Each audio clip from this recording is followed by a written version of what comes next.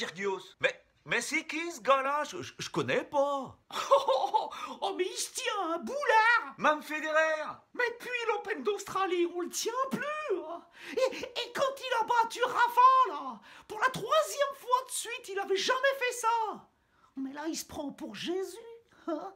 Hier, il a même essayé de marcher sur l'eau de la piscine pour voir. Ah bah il a bien fait rire les jumelles. Ah oui, puis Kyrgios peut le faire couler. Mais de qui vous parlez, là? Mais lui, Nick Kyrgios, le gars qui a quand même battu ici Zverev et Djokovic pour la 2e fois de suite en 2 semaines. Oh, mais fallait le dire plus tôt. C'est Bouboule. Bouboule. Mais c'est comme ça qu'on l'appelle. Bouboule. Mirka, envoie-lui la photo. Mais c'est qui? Bah c'est Bouboule, Nick Bouboule. Oula, ça y est, là. La sénilité l'a frappé. Hein. Ou un AVC, ou alors...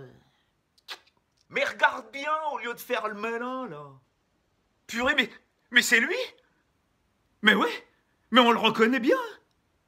Mais bien sûr que c'est lui, c'est Bouboule à 13 ans. Ah ben j'ai enquêté, hein. Ah ben je voulais savoir pourquoi il se comportait comme ça. Comme quand il vous a battu à Madrid en 2015, votre unique confrontation. Et que, à un changement de côté, on vous a entendu dire hein, clairement, on a besoin d'un clown pour le cirque. Ah bah oui aussi, mais il m'a agacé. Mais c'est pas un clown, hein.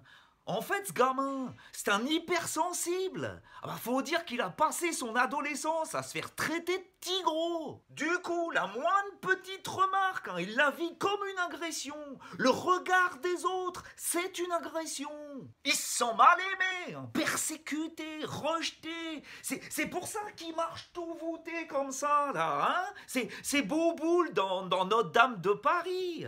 Il se replie sur lui-même pour se protéger. Ah d'accord.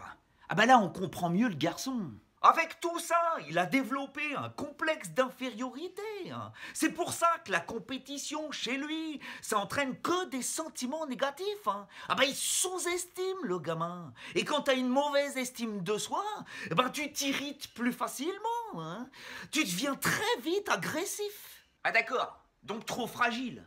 Il peut pas vous battre. Oh si, il peut, et il va pas se gêner, hein, parce que les beaux gosses à qui tout sourit dans la vie, bah, le Bouboule, il adore les décaniller, c'est sa revanche, et là il devient très très dangereux. Ah, c'est donc pour ça qu'il vous a battu, Rafa, Djoko et vous, dès le premier rendez-vous. Ok. Est-ce qu'il peut gagner un grand chelem? Quel âge il a déjà?